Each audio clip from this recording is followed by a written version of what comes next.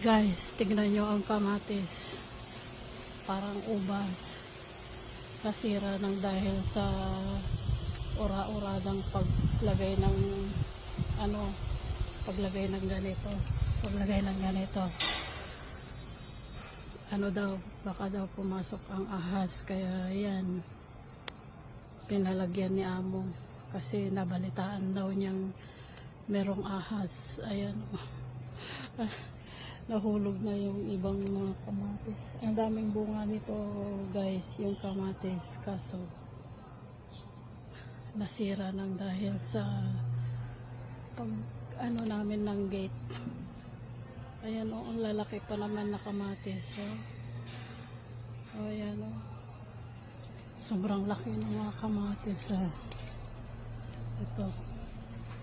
Hindi pa naman yung iba bata pa, kaya yan, hindi pa masyadong manibalang.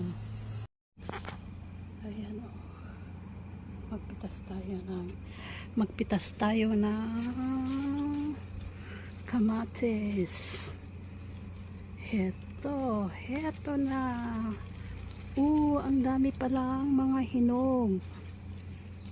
Ayan.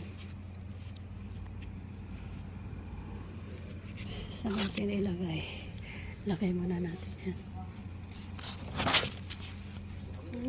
Kamatis. Ang daming bunga. Ayan. Guys. Ito, hinog na siya. Ayan na.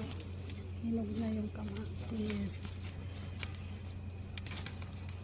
Wow. Well, hindi pa parehas. Ito. Ang laki-laki.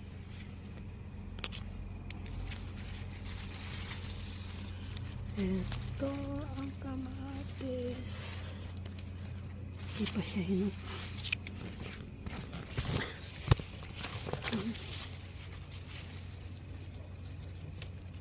Wow, bless. Bless ang kamatis. Kunin na natin yung isa para pahilugin.